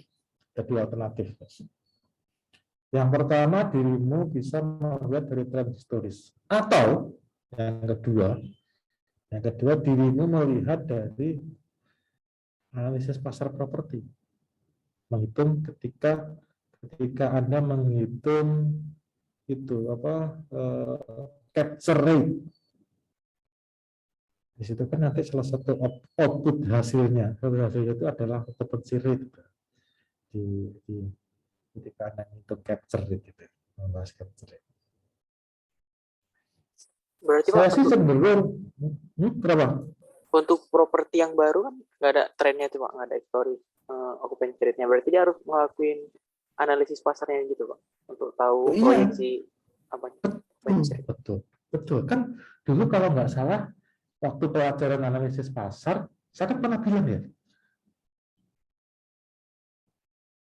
Tanpa Anda melakukan analisis pasar, maka Anda tidak bisa melakukan penilaian. Nggak bisa. Bisa nggak tak masukin cheat sheet, tak masukin apa itu DKPB atau DBKB, kan ketemu nilai. Temu, Pak. Tapi itu nilainya adalah nilai kaleng-kalengan, Pak. Temu, tapi ketika ditanya, mengapa per meter perseginya 100.000? Wah, bingung tuh Anda jelasinnya gitu. Mengapa kok aku pencuri itu 70%? Wah, nggak ngerti kita. Nggak ngerti gitu. Nah, ini yang saya bilang bahwa ketika Anda melakukan penilaian, maka Anda itu harus melakukan dua hal. Yang pertama adalah Anda itu harus menghitung, bukan menghitung ya. Anda melakukan analisis pasar properti, dan di situ Anda akan tahu yang mau beli ini siapa nih, gitu. Terus persaingannya bagaimana gitu. Karena kan begini kan, supply demand. Nilai itu kan hasil interaksi antara hasil pernikahan antara supply dengan demand. Kalau supply nggak ketemu demand, nggak bercampur, nggak ada anak namanya nilai. Gitu ya. Jadi kalau Anda tidak melakukan analisis pasar, ya tidak akan ketemu nilai. Nah, berarti kalau Anda bisa nilai tanpa melakukan dua-duanya itu, ya kok bisa gitu ya? Kok bisa punya anak tapi tidak ada bapak atau tidak ada ibunya? Bisa Pak, contohnya Nabi Isa, itu kan punya ada anaknya tapi bapaknya nggak ada. Tapi kalau itu Nabi Isa, outlier dia dalam bahasa statistika. Outlier bukan ibaratnya gini. Ngapain saya sekolah tinggi-tinggi kan?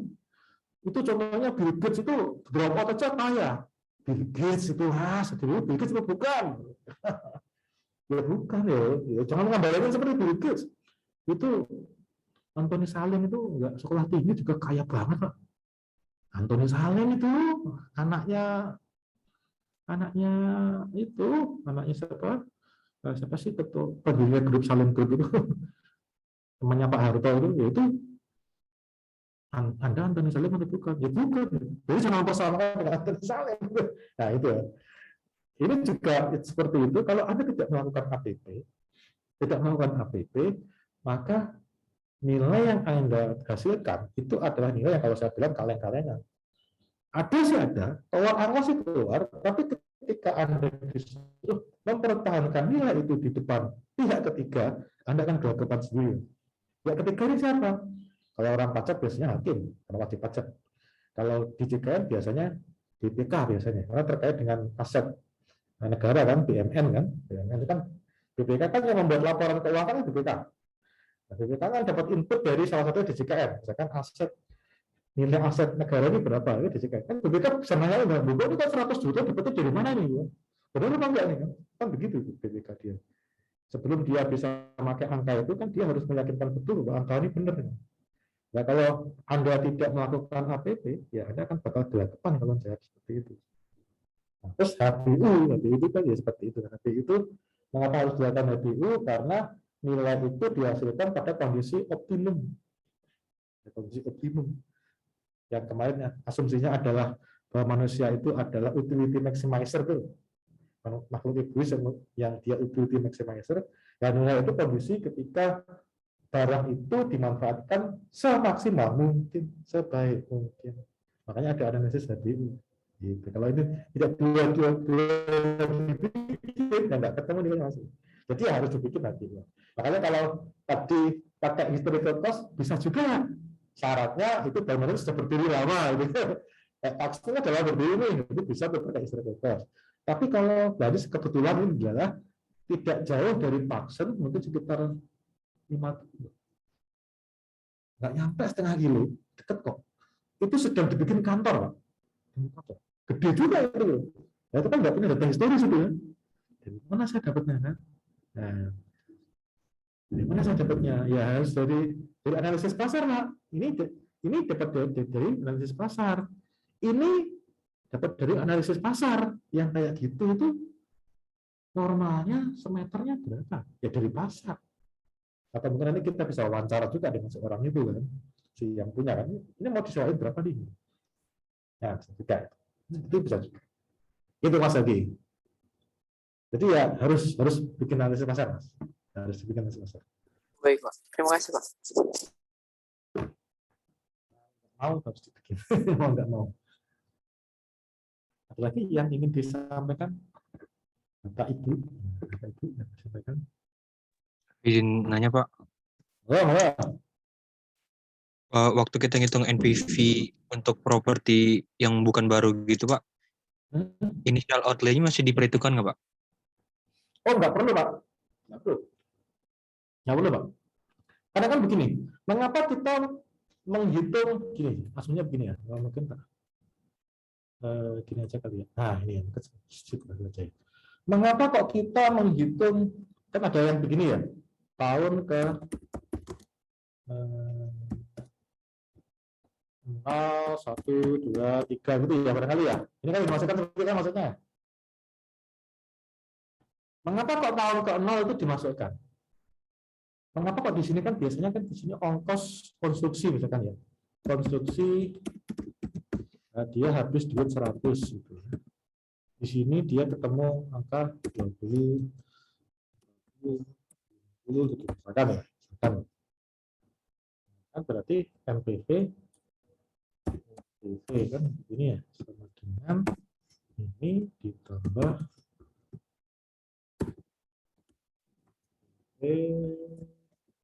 sorry 10% misalnya begitu 10%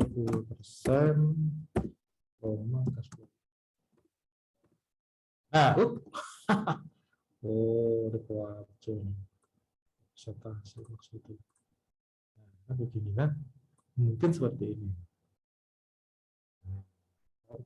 Proyeknya ditolak ini biar ini proyeknya ambiar. Nah, kan seperti ini ya. Mengapa kok di sini kita menghitung minus 100 kita masukkan initial outlay bahasanya, jadi dipakai istilah initial outlay. Sebetulnya apaan sih itu? Kalau saya bilang sih ya cost aja lah, udahlah, biaya aja lah. Ke tahun ke 0 lah itu ya. Makanya ada initial. Kok kenapa kok ada outlay? Ya kan ditaruh di sini, blak. Nah, gini kan. Nah, itu berarti ya taruh di awal tahun ya ini inisial aja di awal proyek aja. Gitu. Tapi sebenarnya ada biaya aja, cost. Kalau saya termasuk orang yang tidak bernafsu untuk nambah koleksi istilah supaya nggak bingung. Nah, mengapa ini saya dimasukkan minus 100 di sini? Karena saya menilainya ada tahun ke-0, tahun sekarang. Tahun sekarang proyeknya sudah ada belum? Belum ada. Tahun sekarang kita diskusikan lebih lanjut minggu depan atau 2 minggu lagi ya. Depan mungkin ada. Nah, kenapa kok kita proyeknya itu kok tahun sekarang ada minus 100 ini? Tak tanya, sekarang kantornya sudah ada apa belum? Nah, belum. Adanya apa? Karena kosong. Nah, supaya ada kantor, ya dibangun dulu. Untuk bangun kantor perlu apa? Perlu duit. Berapa? 100. Saya keluar duit 100. Nah, makanya ditulis di sini tahun ke-0 saya 100. Kalau di sini, nah ini, di sini. Kantornya sudah ada belum? Sudah. Mana? Tuh kantornya. Dulu bangunnya butuh berapa? Nggak relevan, Mas. Mengapa? Sudah bangunnya sudah selesai. Sudah selesai zaman bahaya. Ketika dinosaurus masih hidup bangunnya. Sudah selesai. Itu dalam bahasa manajemen namanya adalah sunk cost. Sunk cost ini. Sunk cost. Sunk cost ini nih. Dalam bahasa manajemen namanya sunk cost. Sunk cost itu adalah ongkos yang sudah sunk, tenggelam. Sunk itu ya tenggelam. Tenggelam berarti ya kayak orang renang nggak bisa renang tenggelam. Itu sunk cost itu. Itu sudah dikeluarin dari udah kemarin keluarinnya itu. Sekarang masih relevan nggak? Ya sudah dikeluarin mau diapain lagi kan? Ya sudah kita buka lembaran baru. Oh sekarang sudah ada barangnya. Kantor vaksin sudah ada. Ya nggak perlu lagi kita hitung lagi. Kecuali kalau kita ngitungnya pada zaman ketika vaksin mau akan nyaris dibangun. Nah itu di situ kita mulai ngitung. Vaksinnya sudah ada belum? Belum. Nah, terus kalau supaya ada gimana? Jadi bangun dulu. Perlu ongkos berapa? 100. Kita masukin angka 100. Vaksinnya sudah ada belum? Sudah. Mana? Nah itu. Ini bangunnya ongkos berapa? Nggak penting. Kenapa? Sudah dikeluarin duitnya. Sudah 5 tahun yang lalu.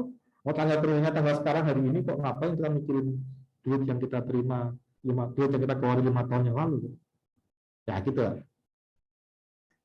Karena kaitannya kapan sih kita melakukan penilaian itu? Sekarang atau 2 tahun yang lalu atau 3 tahun yang lalu atau masa depan? Nah kalau sekarang ya kita cek sekarang keluar duit nggak untuk bangun vaksin? Ya enggak. Ya betul nggak usah di ngapain kita repot-repot dulu kos yang bangunnya berapa? Itu bos. Ya tadi siapa yang nanya ya? Saya Pak. Oh Surya, oke. Gitu Pak Bos. Terima kasih Pak. Jadi kita nggak usah mikir terlalu jauh. Soalnya kalau kita mikirin ongkos bangunnya berapa, kan kita juga harus mikir kan. Tahun pertama sehabis dibangun dia itu okupansi rate-nya berapa? Terus waktu itu keluar duit berapa? Waktu itu dapat sewa berapa? 2 tahun 3 tahun yang lalu. Jadi panjang urusannya itu. Tapi tanggal penilaian dari tanggal sekarang nih, tanggal berapa? 25 Oktober tahun 2021. Ngapain kita membicarakan sesuatu yang tidak lagi relevan, yang 5 tahun 6 tahun yang lalu. Udahlah move on aja. Move on aja. Itu Pak, kira-kira seperti itu kira-kira. Bisa dimengerti ya kira-kira ya? Bisa Pak. Makasih Pak. Yes. Sip. Ada lagi pertanyaan yang lain kalau masih ada?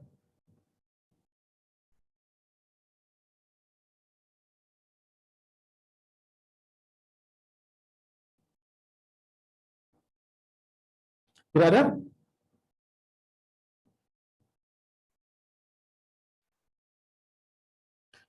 Kalau tidak ada, kita akan membicarakan tugasnya. Masih lama sih tugasnya, tapi nggak ada salahnya kalau dimulai dari sekarang. Apa tugasnya ya? Masih bilang filenya.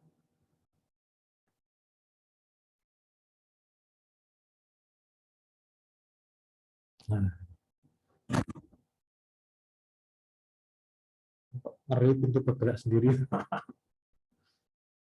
Oke, set.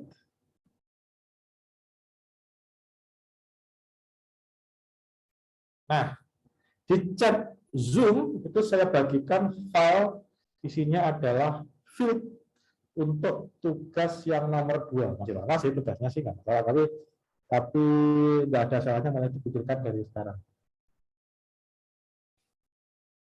Itu Anda pakai untuk nanti kegiatan setelah UTS.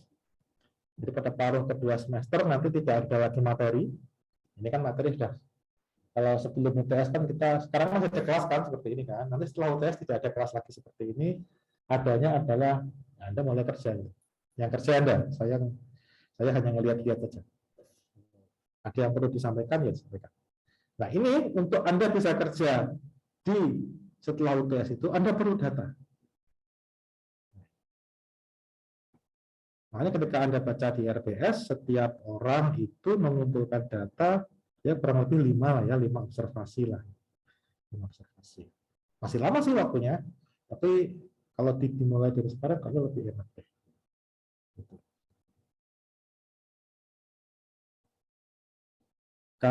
Di sini kelompoknya satu kelompok berapa orang?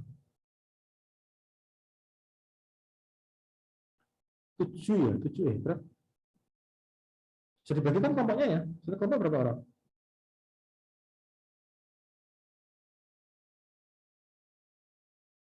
Empat sampai 5 kalau nggak salah Pak. 4 sampai 5 ya, taruhlah 4 ya. 4 ya. 4 orang, berarti kalau satu orang itu dia mengumpulkan mempunyai 5 data pembanding, berarti 4 kali 5 20. Satu kelompok berarti ada 20 data pembanding. Udah keren banget itu. Bisa Anda pakai untuk ngitung cap rate, bisa Anda pakai untuk segala macam lah. Anda bisa olah itu data sehingga bisa ketemu angka. Nah, keren banget itu. Kalau satu kelompok itu satu orang 5, berarti ada 100 lebih data pembanding untuk kelas ini. Saya tadi sudah minta tolong guru untuk membuat semacam Google Sheet untuk sharing data. Sehingga nanti ketika Anda memerlukan data yang tidak diperlukan di kelas Anda bisa ngintip data punyanya kelas sebelah. Misalkan Anda nilai rumah, nilai ruko di Cirebon. Pasarnya nggak ada di Rekunto nih. Karena kelas sebelah ada, ya udah pakai data kelas sebelah aja. Nah, kan seperti itu di sharing-sharing. Jadi saya mencoba meniru cara kerja para penilai di Malaysia. Di Malaysia itu mereka punya apa yang mereka sebut dengan NAPIC, NAPIC. NAPIC itu nama lembaga sebetulnya, yang kerjanya itu adalah menghimpun data transaksi properti. Jual beli rumah, jual beli tanah, jual beli apartemen, jual beli kantor, dikumpulin semua sama NAPIC itu. Jadi ketika orang Malaysia, penilai Malaysia itu menilai, maka yang mereka lakukan itu adalah buka browser, nembak ke servernya NAPIC, terus filter query data pembanding seperti yang mereka butuhkan untuk apa. Pastinya pakai jas sana jas ini ketemulah. Tidak seperti kita yang mesti mencari dulu data pembanding dulu, repot-repot dulu. Mereka nggak boleh seperti itu. Nah ini nanti saya mencoba untuk meniru data mereka. Jadi kalau nanti saya tadi sudah menyampaikan ke dosen-dosen di kelas yang lain untuk melakukan hal serupa. Harapan saya nanti di seluruh kelas, kita ada berapa kelas ini, itu akan ketemu data yang kayak gitu, nanti bisa saling bagi pakai. Harapannya seperti itu. Kan satu orang cuma 5 doang, kalau dipakai 4 kelas, satu kelas itu ketemu 100 data, 4 kelas 400 butir data. Nah ini keren sekali kan? 400 butir data, hebat sekali. Mantap lah itu. Mirip lah dengan yang Anda kerjakan dulu di mata kuliah analisis pasar properti. Analisis pasar yang kita ngumpulin, Anda nyari data pembanding itu sekarang terkumpul berapa, lebih dari 200 observasi yang bisa yang bisa kita analisis lebih lanjut. Mantap itu, mantap banget itu. Itu salah satu outputnya yang sekarang kita kerjakan adalah kita mencoba untuk menghitung penyesuaian jenis data dengan menggunakan data yang kemarin Anda pergunakan. Sudah selesai, maksudnya sudah selesai ini laporan akhir itu sudah 90% dengan nambah-nambahin dikit aja. Sudah kita hitung, sudah kita tulis, sudah kita masukin ke GIS, hasilnya juga sudah ada. Tahun ini harusnya presentasi. Nanti mungkin kita akan lakukan diseminasi lagi seperti awal-awal tahun ini. Keren itu. Kira-kira seperti itu. Nanti yang bayangan saya kemana-mana. Itu mengenai tugas masih lama, tapi kalau nggak dicicil ya agak repot nanti urusannya. Kira-kira seperti itu.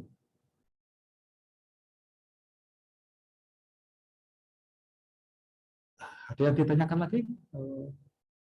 Masih ada, silakan. Pembandingnya ini dari daerah mana gitu, Pak? Ditentukan atau bebas? Bebas aja, bebas aja. Bebas aja, yang gampang dicari,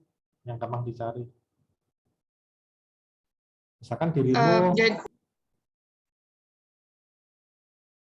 dirimu tinggal di Medan misalkan, di Medan, masa disuruh nyari data di Surabaya, kan enggak. Tapi kalau misalkan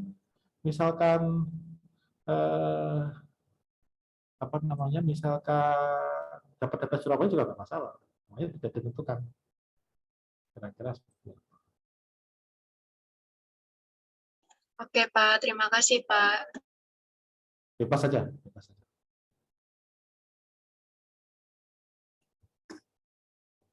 Ini Anda perlukan nanti untuk setelah UTS.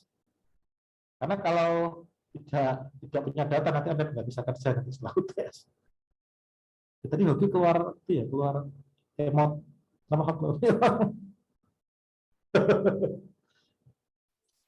Banyak tugas, Pak. Iya memang iya. Saya juga bingung. Saya juga punya tugas sama. Nasib kita sama, Bos.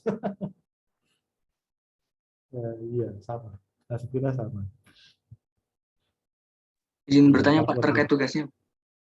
Mas, Adil. Itu data pembanding yang dicari itu khusus komersial semua ya Pak? Nah ini, ya. Bayangkan dirimu mau menilai ruko, misalkan begitu ya. Mau menilai ruko. Kalau mau menilai ruko, berarti yang dikumpulkan adalah data apa kira-kira? Ruko, Pak. Data ruko kan? Satu, data ruko. Tapi kalau dirimu mau menilai ruko pakai pendekatan biaya, dirimu ngumpulin data apa nih? Tanah kosong perlu kan? Perlu nggak tanah kosong? Iya, Pak. Tanah kosong, Pak. Kayaknya perlu ya tanah kosong. Nah, makanya menurut saya tidak perlu membatasi, oh saya harus ruko gitu. Karena kalau dirimu nanti misalkan mau nilai ruko, terus nanti nilainya itu Anda pakai income, ini kan taruh pertama sebelum UTS kan kita ngomongin income terus ya, pendekatan income itu ya. Terus dirimu pengen juga cross check pakai pendekatan biaya gitu. Kayaknya perlu tanah kosong juga deh. Nah, ya, menurut saya tidak usah membatasi harus ruko saja, tapi kombinasi aja. Mungkin ruko ya pasti karena saya mau nilai ruko. Tanah kosong lo karena saya mau nilai ruko pakai pendekatan biaya. Rumah tinggal kayaknya boleh juga karena nanti mau saya ekstraksi, saya mau ambil tanahnya doang. Kayak gitu dia nanti. Paham nggak? Paham kan? Siap, Pak. Paham, Pak. Nah, kira-kira seperti itu. Dengan bervariasi begini, maka kita akan dapat apa namanya, dapat variasinya jadi banyak itu. Jadi kalau kita perlu tanah kosong, ya, kita perlu rumah, ada, kita perlu pokok, ada, gitu kan. Enak kita jadinya. Kalau semuanya ruko nanti yang mau nilai pakai pendekatan biaya, waduh tanah kosongnya berapa ya? Bingung juga kan. Ya, kira-kira seperti itu. Pak, ini Ya. kan ntar datanya dipakai buat penilaian bukan, Pak? Pada penilaian yang Nah. setelah UTS. Nah, kan itu misalnya kita kan mau nilai ruko gitu, misalnya ruko di Medan, bukannya data pembandingnya pakai di Medan aja gitu, Pak? Iya, ya memang seperti itu. Tapi kan gini,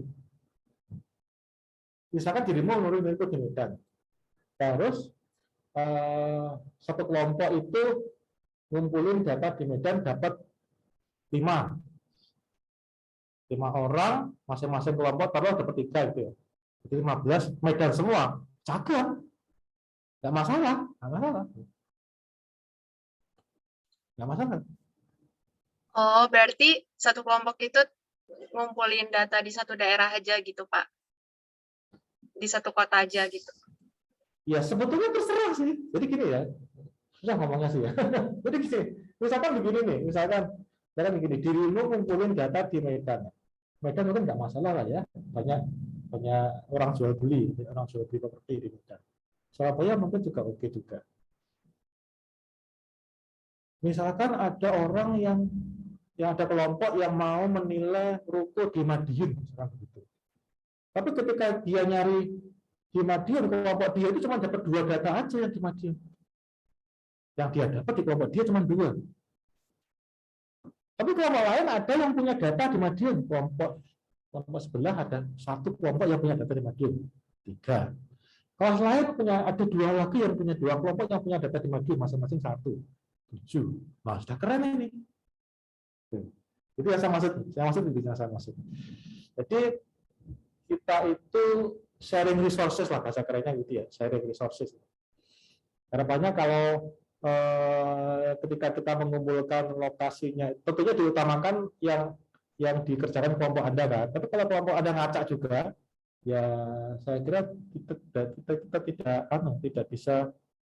Misalkan Anda di kelompokmu ada yang di Medan, ada yang di Padang, ada yang di Surabaya gitu, 3 orang begitu. Kalau harus mengumpulkan wilayah yang dipilih itu propertinya ada di Medan. Itu kan yang ngumpulin data cuma dirimu doang yang dipakai untuk itu. Dirimu datanya cuma 2 di Medan. Kan repot kan? Nah, kan repot. Nah, gitu Jal. Kebayang nggak, Jal? Jadi maksudnya tetap data yang dipakai itu ntar yang di wilayah properti yang dinilai. Tapi itu kita boleh bebas nyari dari daerah mana aja gitu satu kelompok supaya bisa jadi sumber untuk data pembanding kelompok lain gitu, Pak. Bahkan kelas lain. Itu Ah, aja. Bahkan oh iya. kan tadi saya minta si Heru untuk bikin semacam Google Drive atau Google Sheet atau apapun itulah ya. Sehingga nanti data itu semuanya dikumpulin di situ, gitu. Jadi satu di situ, jadi satu database gede gitu. Kalau misalkan dirimu mau menilai Medan, tinggal buka sheet itu, langsung di-query sendiri, dicari sendiri. Yang lokasinya di Medan, jadi datanya Ruko. Saya ketemu semuanya, ketemu 10 data. Wah keren kan, ambil semua itu 10. Itu aja. Oke, Yang paham, ngumpulin Pak. data itu bukan hanya Anda aja, mungkin kelas lain juga ada yang kontribusi di situ. Terus siapa lagi kontribusi kelompok lain ada yang masukin di situ gitu. Paham kan maksudnya? Paham kan? Paham, Pak. Thank you, Pak. Seperti itu. Itu cara kerja mapping itu kayak gitu cara kerja mapping. Ya kita sharing resources lah ya, sharing resources. Kalau satu orang tuh mengumpulkan, kalau kita 5 gitu, 5 orang kan itu dapatnya, misalkan dapatnya berapa? Misalkan 5 lah, 5 satu kelas itu ada 30, berarti kan ada 150 tuh satu kelas. 4 kelas berarti 600, ya bersihnya taruhlah 400 kalau diduplikasi segala macam, tinggal 300 misalkan. Oh, itu sudah banyak banget itu observasi 300 data. Jadi pakai rame. Nah, kan itu sudah cocok itu. Itu bayangan saya seperti itu bayangan saya.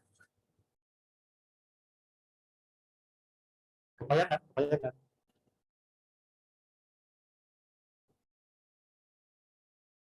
Jadi yang mau ditanyakan disampaikan.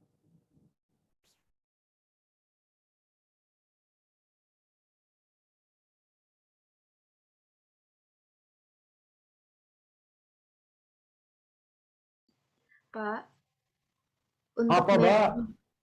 untuk meyakinkan aja Pak, jadi itu kita boleh nyari data tanah kosong boleh, residensial boleh, ruko boleh gitu kan Pak. Terus setiap daerah itu terserah kita, misalnya saya akan di Padang, jadi saya boleh nyari data misalnya dapat 3 di Padang, terus teman kelompok saya dapat daerah lain juga boleh gitu kan Pak.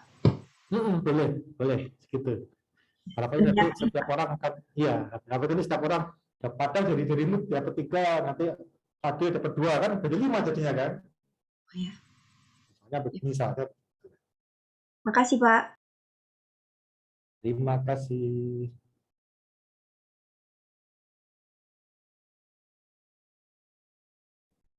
Ada lagi yang ingin ditanyakan? Ini lampunya udah nyala lagi, Bu? Udah dari tadi Pak, udah sekitar setengah jam. Sering mati lampu ya? Iya tadi mati lampu Pak, sekarang udah hidup. Iya, harusnya udah jarang mati lampu kan harusnya. Tapi Kalau masih saya, mati. Tapi masih iya. mati di daerah saya Pak.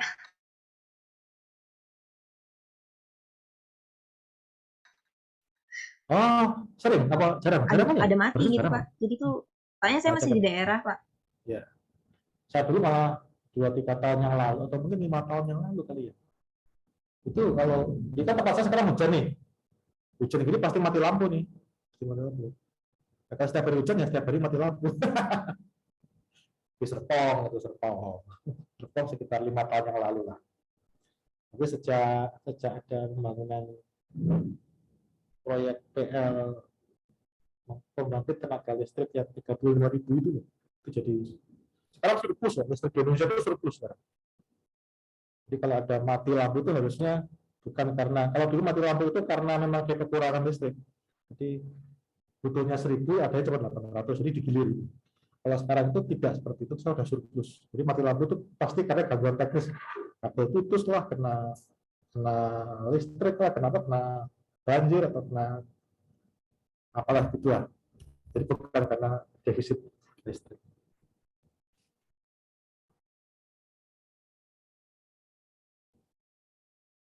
Ada lagi yang ingin disampaikan?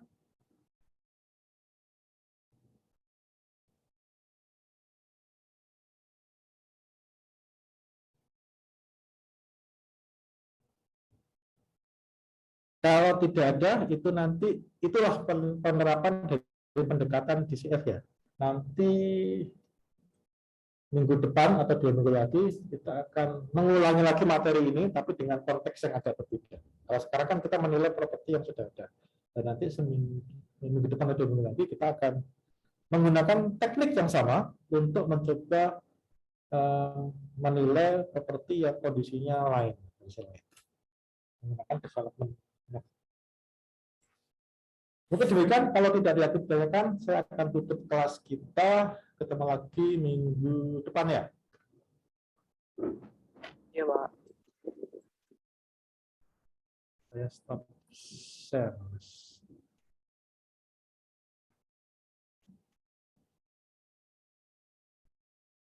UTS sudah mulai belajar? Belum, Pak. Oke, senyum-senyum aja dia. Kalau demikian saya keluar Zoom ya. Terima kasih, Pak. Terima kasih, Pak. Terima Makasih, kasih, Pak. Iya, Pak. Tes kita jadi online, Pak.